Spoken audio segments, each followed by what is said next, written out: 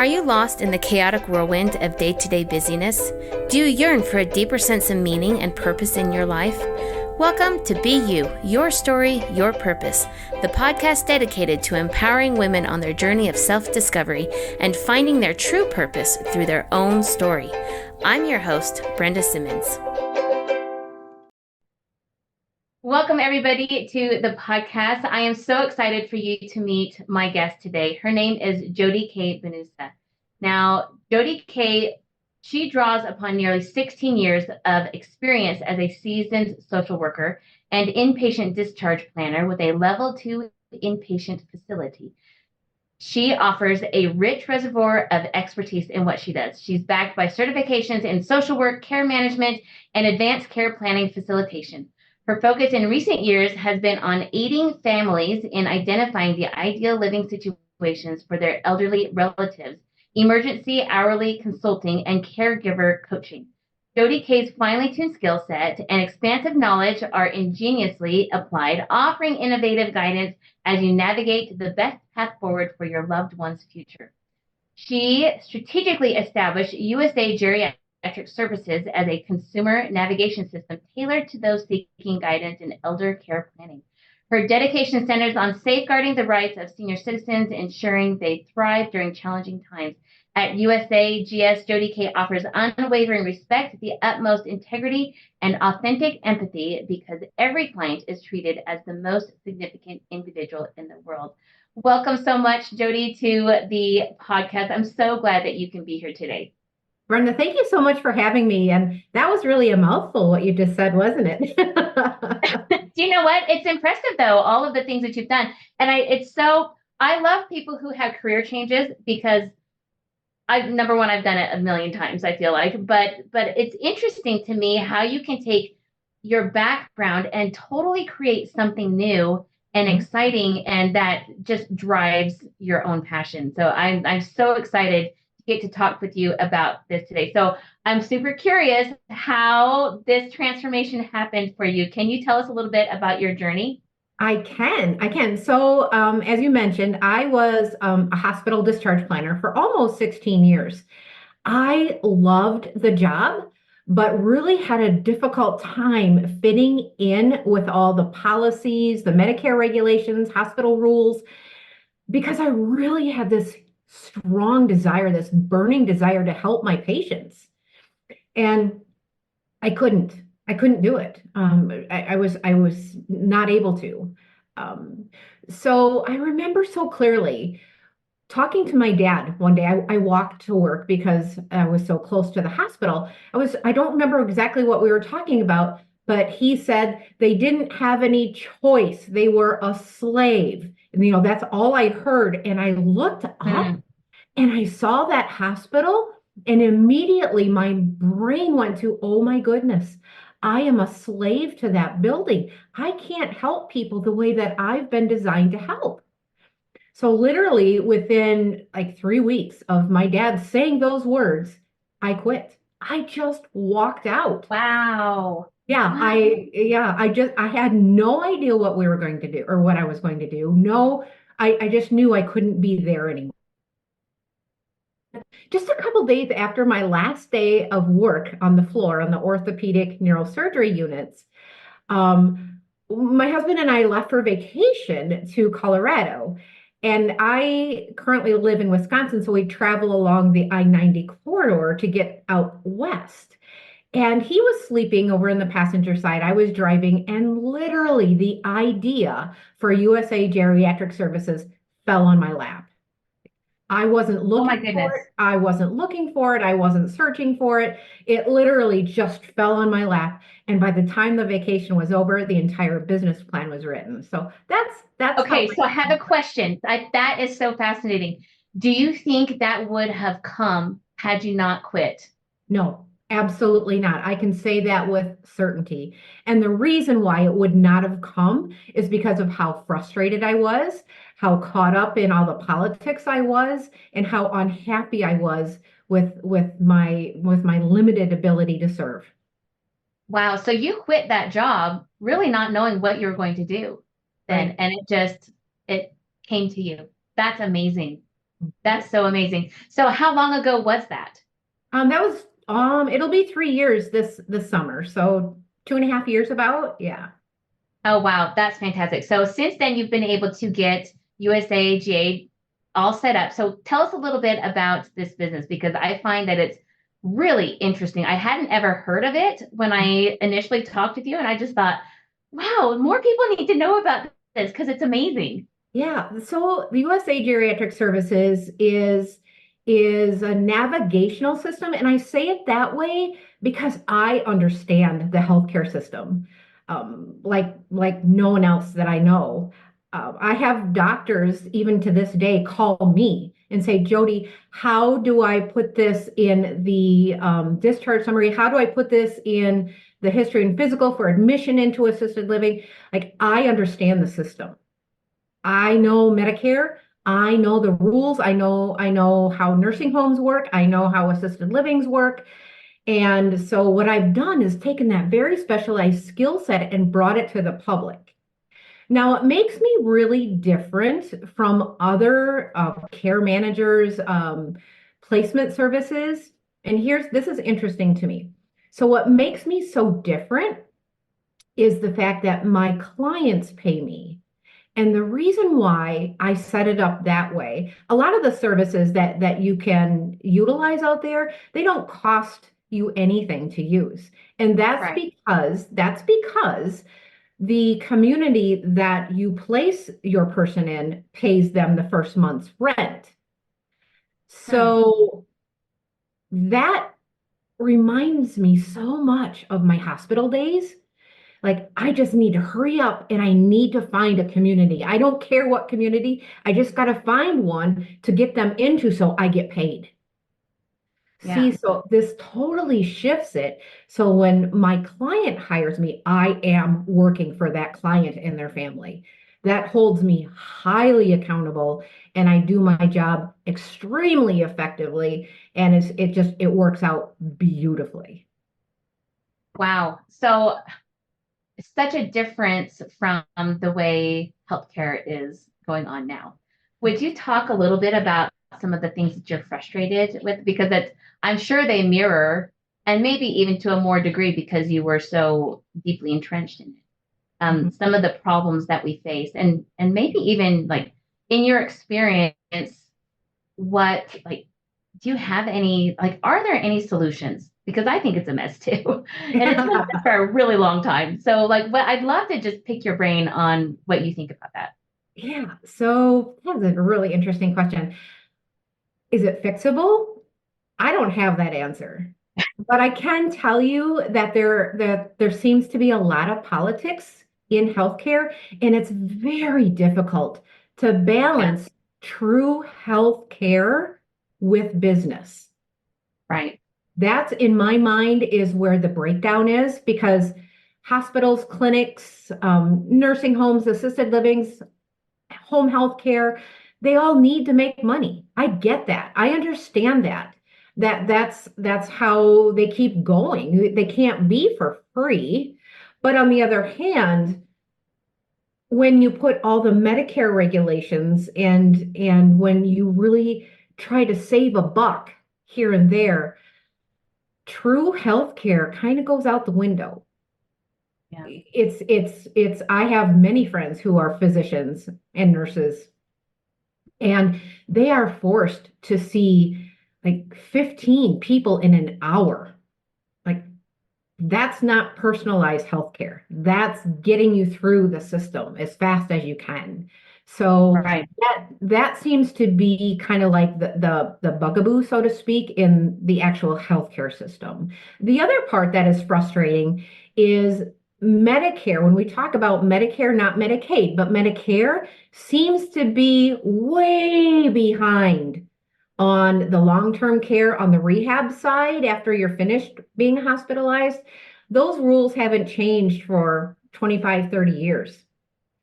Wow. Nothing has been updated. So that needs to be examined and pull it apart and redo it. So that's the other thing. Now, when we talk about Medicaid, it's interesting because I work anywhere in the United States. because the process is the same. It doesn't matter where you live. I do the same job. Doesn't matter. So, but when we talk about Medicaid, that's where my job gets a little tricky because every state has different rules and regulations for the use of Medicaid in assisted living and long-term care communities. Do you have to be certified for anything to work in Medicaid in different countries or states rather, or does that matter? You just have to understand what the laws are. Yeah. Okay, that's fantastic. So what then is, thank you for that, because I always find it really interesting to talk to people who are in that industry because, as a consumer of it, my experience is a little bit different than what yours may be, so that's, I don't know, I like to get those different viewpoints. So thank you for that. I appreciate it. Mhm. Okay, so what then is a geriatric advocate? Like if you talk a little bit about how you help like individual people, that would be Mhm. Yep. So when you say that, when I hear the word geriatric advocate, like I kind of light up inside because right. that sparks my desire, my passion, my just that I want to help. I'm gonna make this happen. I was kind of known as the difficult discharge queen when I was working at the hospital. Like, give me the hard cases because I want to help these people. So I love advocating for those that can't advocate for themselves or just want to relieve their overwhelm and stress. So I, depending on how you need me to work for you, I can dive in there and I can take the bull by the horns, which I will if you choose to hire me, and make happen what needs to happen. That when I hear that word advocate, I just light up because I can't wait to serve you. So give us an example of some of the things that you have been successful at helping with other people. So that's an interesting question too. So I what I love doing is finding the right assisted living community for my clients. It's not always about location, location, location. I get to know you, I get to understand you and your needs, and then I find a community that I think is going to serve you best, where you're going to be able to live your best life. So that's one of my very favorite things to do. But people also hire me for hourly advocacy, hourly consultation, I guess you could say. People call me all the time from hospitals. Jodi, we're in the emergency room with mom. She fell. They're not going to admit her. We can't take her home. What do we do? They're kicking us out. And I'll talk to the emergency room doctor, I'll talk to the nurses, I'll talk to the social workers, and we get a plan together. So How does that's that work when somebody is denied service like that? Like what's so number one, they've got to give you permission, right, to advocate for them, right? But then like how like if they like is the answer always no then? Like, obviously it isn't if you're able to help them out. So I mean, I see you as this bulldog going in, like just going for it. Like you just have kind of have that energy, and I love it so much. So what does that like? Do you like? How does that conversation go? Like I just don't even know what it would look like. yeah, yeah. So I'll share a story about one of my clients that happened a while ago. And that's exactly what happened. They were in the emergency room and they were kicking her out, and the daughters couldn't take care of her. So I said, get me on the phone. And we were on the phone together and I spoke to the doctor and I said, here's what I need you to do, doctor. So I am Nancy's advocate and I'm here to serve her. She's hired me and I need to work with you for her benefit. So, doctor, here's what I need you to do. So you're saying that she does not meet criteria to be admitted into the hospital, which I understand. However, have you given her a physical therapy evaluation to see if she's safe to go home alone? We don't. And the doctor is yelling at me. We don't. That's not what the emergency room is for. I understand that, doctor. I really do. But we don't even know if or what equipment she might need. And what happens if she discharges home after you walk out the door here and she goes home and falls and bumps her head and now has a traumatic brain injury. Within 20 minutes, my client had a physical therapy evaluation and it was determined that she was not safe to go home. She was admitted under observation until they could find a skilled nursing facility, which the family said, we don't want the hospital to do it. We want you to do it. So the very next day, I was able to get her placed in a rehab center. Wow.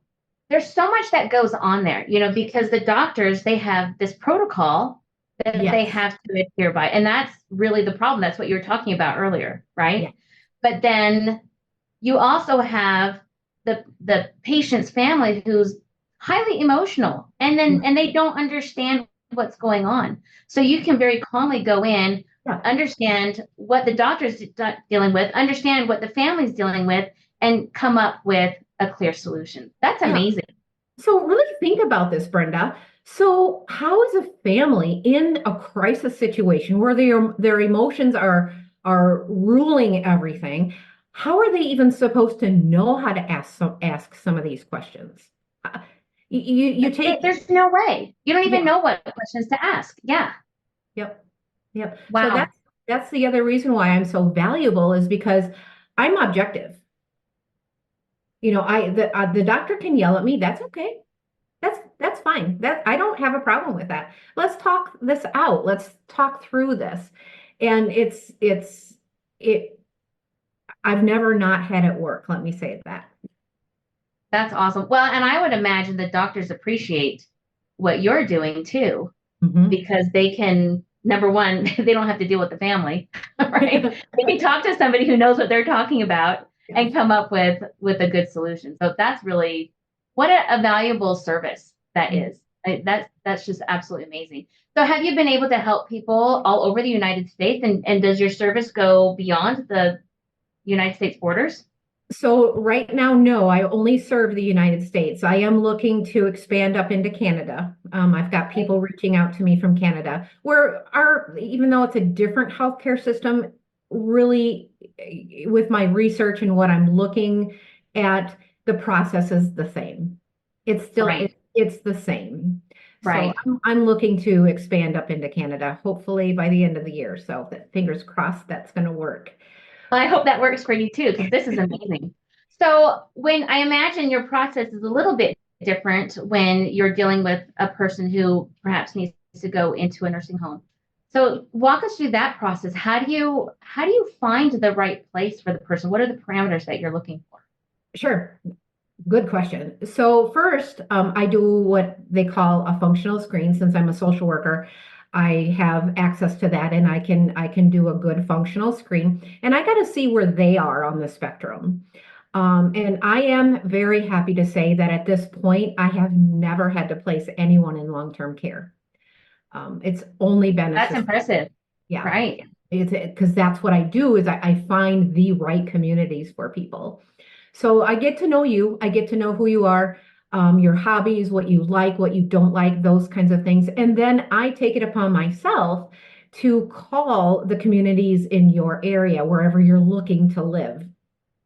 Maybe you want to go closer to your children and you have no idea what's out there. So I call them, I actually have a list of 20 questions that I go through. And if my community if I call you and if you can't answer those questions or if I don't like what you're saying, you're not going to get my referral.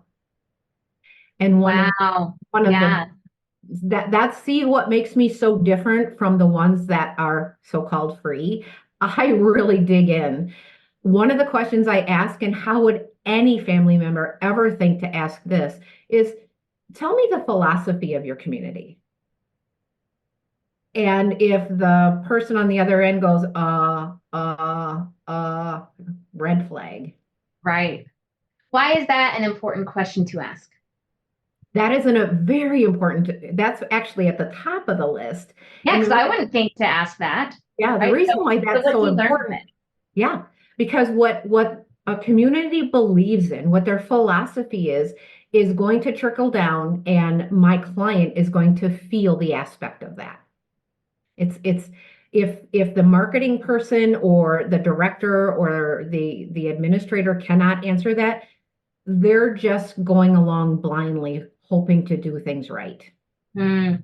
So are you looking for a specific answer or are there multiple answers Yeah, that you're no, just looking if they thought about it then? yep. Mm. Interesting. Yeah. That's so cool. Okay, what's another question that you ask them? I always ask, what's your staffing ratio? Because I'm just actually writing an article about that right now about how communities are so understaffed. And that not only has physical repercussions on my client, but also emotional ones as well. So I want to know what the staffing ratio is. Now, keep in mind that when it's assisted living, it doesn't have to be like uh, 3 to 1. It doesn't have to be because it's not any kind of care like that, but it's Right. important to know. And it's also important to know how big the community is. Here's a really good example. I always ask how many units, how many apartments are in your community? Because, hey, let's say that I am working with, I'm just going to throw this out there, a retired farmer that lives in a tiny community. That retired farmer that milked cows does not want to go into this monstrosity of a community where he's going to get lost. He wants plain and simple, comfortable, and he wants to be well taken care of. On the other hand, if you have, because this has been my experience too, like a retired college professor that is very social, they're not going to want that tiny little place. They'll They're go going to crazy. want, they're going to, yeah, they want Yeah. all the opportunities. So, yeah, so that's important for me to know exactly how big a community is. And I think the other thing that is just critical to me, not I don't think I know, is I have to know what your community believes about aging in place. I was going to ask you about that too. Yeah, go ahead. Why is Yeah. that important? So I never want my clients to ever have to move again. If you go into assisted living and you only need help with medications, but your life progresses and things start to deteriorate just a little bit and you need more assistance, I want to know that you're going to be able to stay in that apartment and age in place gracefully. I want to know that services can be brought to you. The only exception to the my aging in place philosophy and what I think would be is if someone has a severe case of dementia. And if Mm. they become a danger to themselves or a danger to other, I want that community to be able to keep them, but then transition them to a safer environment within that same community. So I guess I don't understand. I've never really experienced this. There's different levels of care facilities, right? So can you kind of describe what's there? Because there's assisted living, but then there's also more. So can like are there like describe what those different levels are?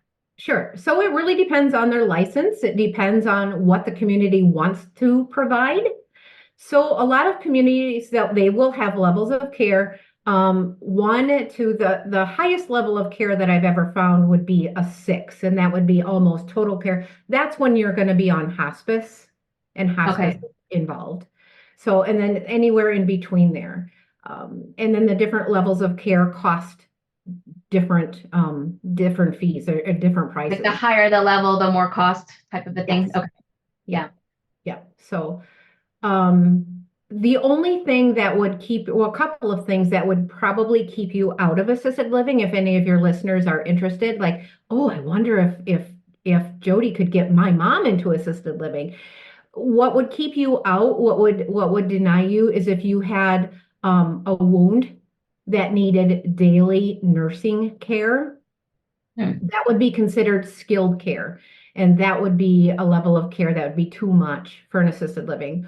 Or if you needed any kind of IV medications, assisted livings can't do that.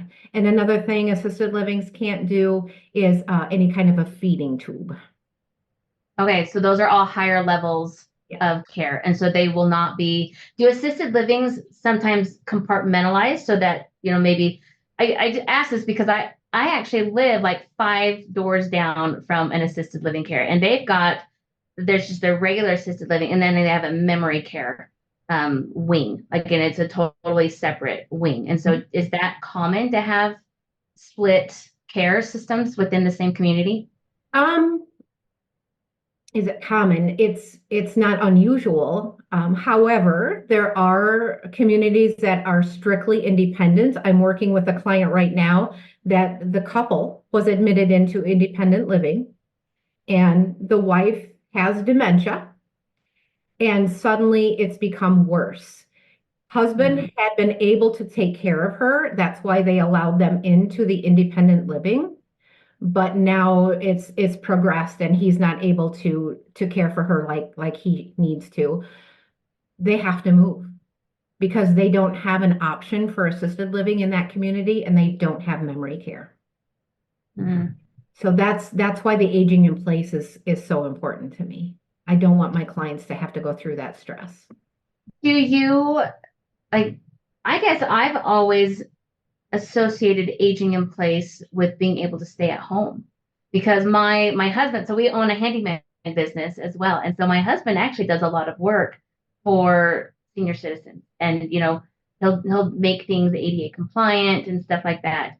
So is that a part of your business also to help them to stay at home as long as possible? If that's what we decide is going to be the best for the client, absolutely. Yeah, definitely. Um, I do ask a lot of tough questions, and I'm going to say this. I'm hesitating just a little because it's a hard thing to hear, but because I care so much about my clients, I really interview the caregivers as well, making sure that they are able to take care of my client. Well, that's interesting. So what do you come up, like what do you do when you find that the aging person needs extra care, but the caregiver can't do it, but yet they're resistant? How Mhm. does that conversation go? Then we have a come to Jesus meeting. Right. And it's interesting because I am objective and I will hear you and I will listen to you.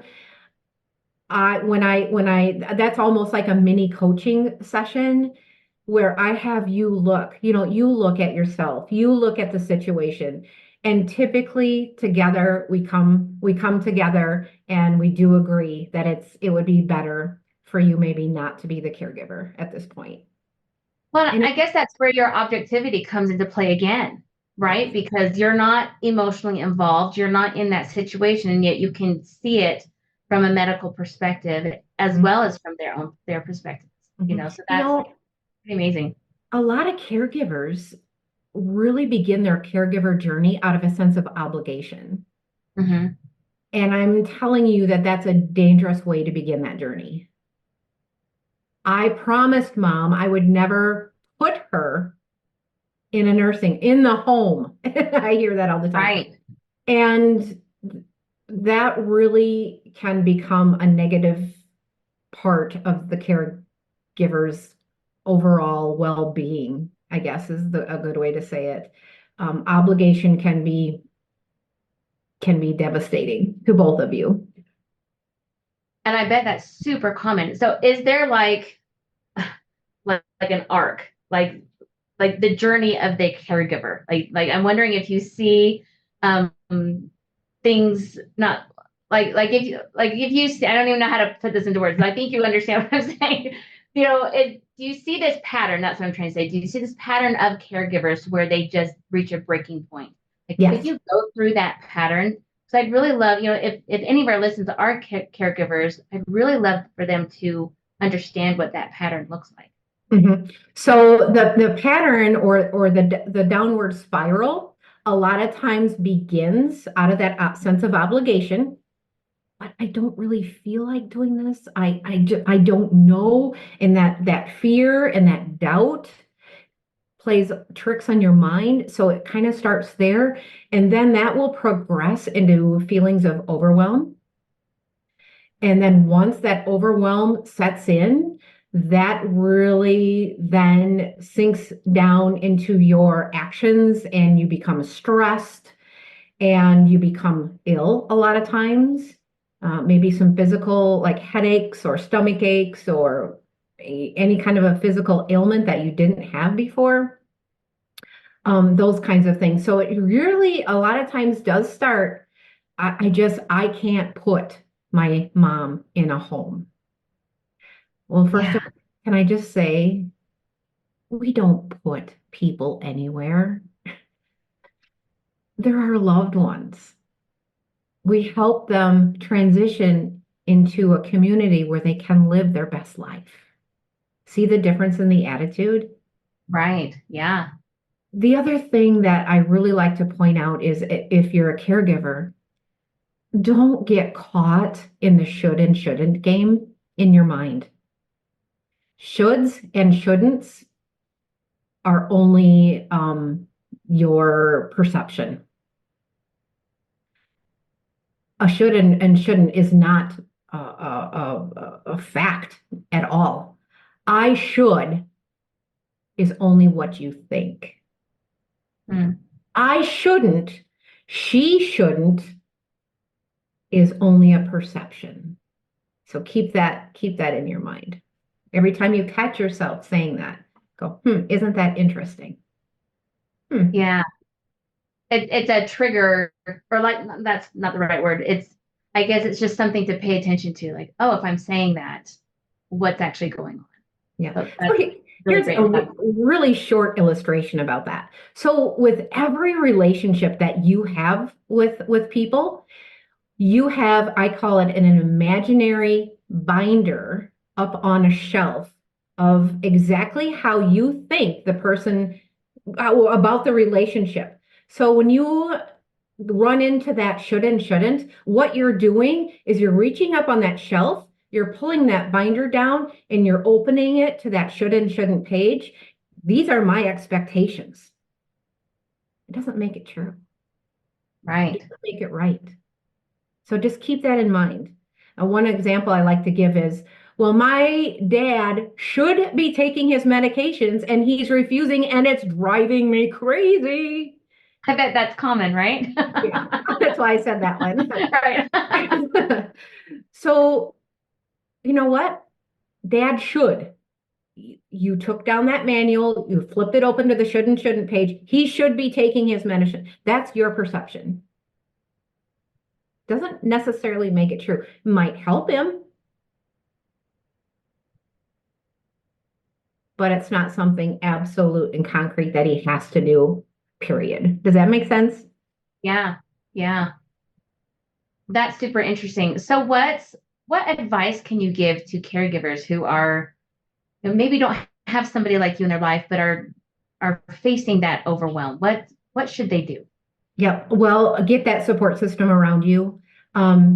This is something that really drives me nuts is caregivers when they become martyrs. And that's a hard thing for people to hear too. That's another one of those tough things.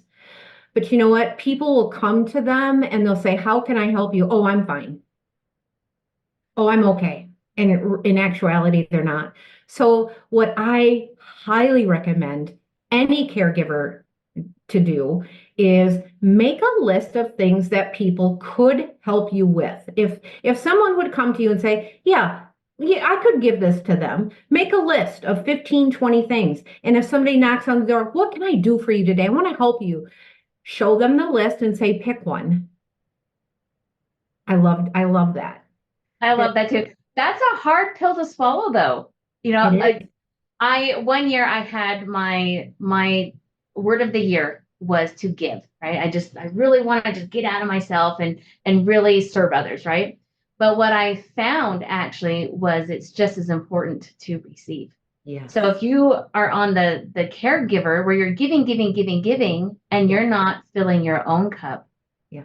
boy, that's a surefire way to overwhelm and all of the physical manifestations of that as Yeah. well.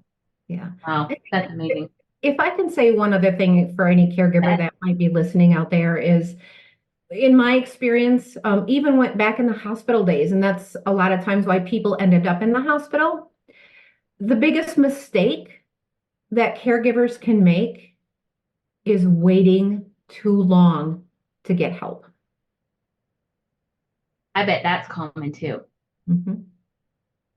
So how do you know when it's too long or when's the best time to get help? I'm sure it's different in every case, but are there certain things to look out for?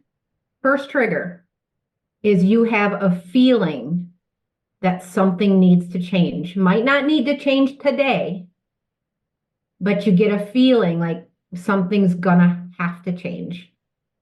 That's when you need to find somebody like me or find a support group or get connected at that very first inkle of, something doesn't feel right.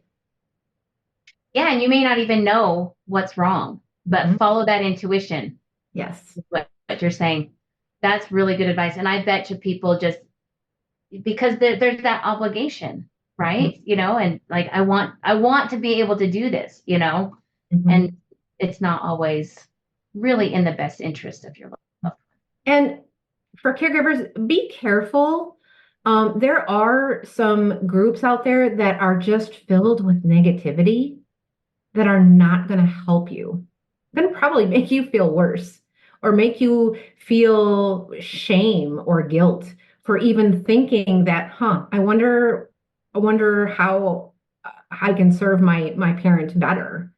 So be careful, and don't get involved in a negative type of atmosphere. right. Now that totally makes sense. All right. So I'm wondering if you have any other tips or tricks or things to look out for when you've got a loved one who needs some extra care. Ooh, I like that question. So if you're not sure if they need extra care, let's say that you live in a different state than they do and you don't get home very often. Though that's a lot of the clients that I serve. Like the child lives here and the parent lives here, and child comes home 2 or 3 times a year. Figure out a way, whether it's through a volunteer, a neighbor, or a friend of the family, and do a video call once a month at least with your parent and look around in the house. Look for dishes that are piling up in the sink. Look for laundry that might be littered all around. Look for mail. Is it piling up? Look to see if it's your father. Are they shaving? Is their hair combed? But really just lay eyes on your loved one at least once a month and journal. Every time you see them, talk to them, journal. Keep a journal so you can compare a month to month, from year to year, and then you can see how things are changing. That's a really good suggestion. I've never even thought about doing those things, because you cannot see progression always, on the day to day. So if you keep that journal, well, and really that's what you're videoing or getting you're doing a visual journal and then writing it down. So that's really great advice. This Mhm. has been amazing. Thank you so much for all that you have shared with us today. Are just a wealth of knowledge in this. And honestly, this is the field that I have never really understood, not understood, but I just don't have much experience in it, right? And so, but I'm at that age where, my parents are getting older, and they've just gotten, through all of their parents' deaths, and so it'll be my turn next to take care of my parents. And so I think it's a good thing to understand what are the options out there and what is the best way to take care of your loved ones. So Mhm. thank Mhm. you so much for sharing your knowledge. So, if our listeners want to contact you or find you on social media, where can they look to find Sure. So I have a website. It is USA Geriatric Services.com. So there's lots of different ways you can connect with me through there. There's a little chat button if you have a quick question that you want to ask me. My email is there. Um, I do offer, and this is something that I encourage everyone to take advantage of. I'm wondering if there's going to be a day where I'm going to have to turn this off because it's so popular. I offer a free 30-minute advocate assessment. And that's when we talk on the phone and I ask you a lot of questions. And during that 30 minutes, that's when I'm assessing if I can serve you well. Because if I feel like I can't do this or something's not right, I'm going to tell you. That's not fair to you or me if I take on something that I have no business taking on. So that's never happened yet, by the way, but Well, that's good to know. So, yeah, but if, let's say somebody does come to you and you find it isn't a fit, would you point them in the right direction of where to find that fit? absolutely. 100%. Wonderful, wonderful. All right. So to my listeners, if you're in a position where you've got some questions, take her up on that 30-minute consult. That's an amazing value. So that's wonderful. So thank you so much for being on my podcast today. I really enjoyed our conversation. I just thought it flowed so well. Yeah. And I think what you're doing is really amazing. And I appreciate the direction that you took your life so that you can help so many more people. Yep. My skill set is so specialized that that's what makes my passion so strong. Right. I Do you consider your passion the same as your purpose? Do you think it's the same thing? I think they're intertwined, definitely. Yeah. What if you put words to your purpose right now, what would you say? My purpose? Uh-huh. I have it written down. Now you're going to try to Oh, make me good. remember what I wrote. My purpose, my purpose for my business is to be hungry and humble. I'm just going to keep it that simple. Yeah, that's beautiful. This is really all about helping all those people Yes. to the best of your ability and not getting in the way of that person. So beautiful, wonderful. All right, go check her out. This is just absolutely amazing. Thank you so much for being here. And Thank you, Brenda. It's been my privilege, and you're a wonderful, wonderful person. So thank you so well, much. thank you. I appreciate that. And I hope that we get to see each other soon. Yes. All right, we'll see ya. Bye. Wow, what an amazing woman Jodi is. I sure loved my interview with her, and I'm so grateful that she was able to come on the podcast today. It's really a topic that honestly I haven't given a whole lot of thought to because it's just not been my life. But I know that there are people out there listening who are dealing with this right now. And so if you feel like you need an advocate for anything, give her a shout out and contact her. She's just absolutely amazing. And if you have found value in this podcast, please share it with those that you feel could benefit from it. Subscribe and follow me, all the things. So that it just gives me all the love. So I sure appreciate that. And until next time, just know that your purpose is in your story, just like Jodi's was. And until next time, we'll see you. Bye. Celebrate your dreams, let them take flight, for you are a star, shining bright in every step you take. Let your